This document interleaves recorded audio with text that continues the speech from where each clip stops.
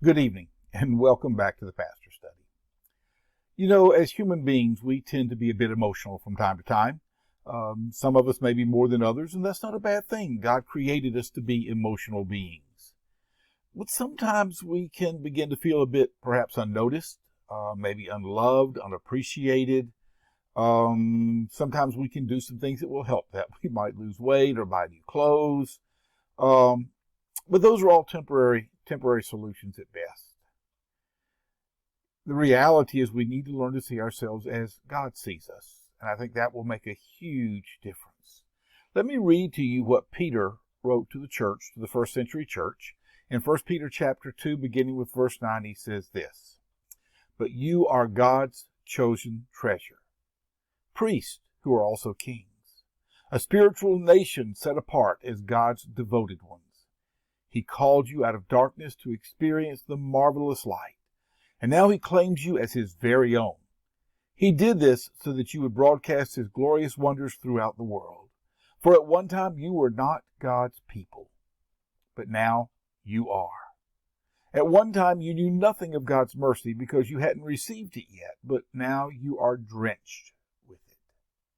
That's how God sees us, as a royal priesthood, a holy nation, called out specifically to be his people.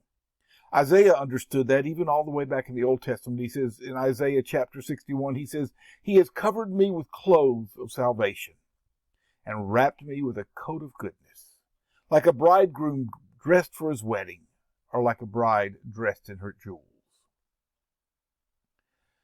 You know, sometimes our self-esteem can take a beating.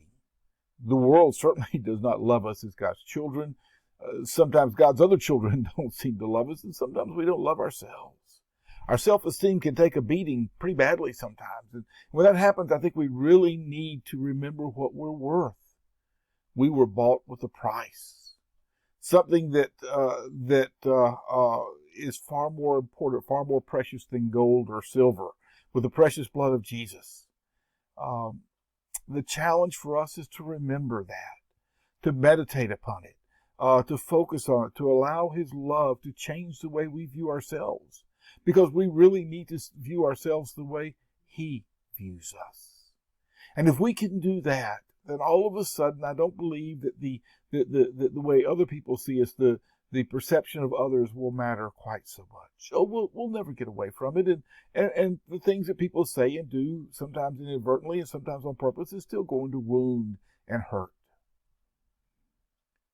But when we understand that we're called to be a royal priesthood, a holy nation, a people called out of darkness to live in his marvelous light, chosen to experience his grace, it can make all the difference in the world. Years ago, a lot of years ago now, a man by the name of Harold Hill wrote a book, How to Live Like a King's Kid. I don't remember a whole lot about the book. I read it probably in the 1970s or 80s, but the title has always stuck with me. We are children of the King. We need to live that way, and we need to see ourselves as that way. Oh, not that we're entitled to have anything. It's not like we were raised up in royalty in a castle and the nation owes us anything, but rather we need to understand that as joint heirs of Jesus, we get to inherit everything God has for us because we are his children. We are his chosen ones.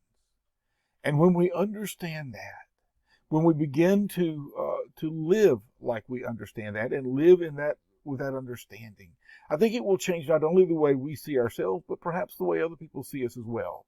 And if nothing else, it will position us to better share his glory and his love and his mercy with the world around us, because actually that's what Peter says we're called to do, to share, how did he put it?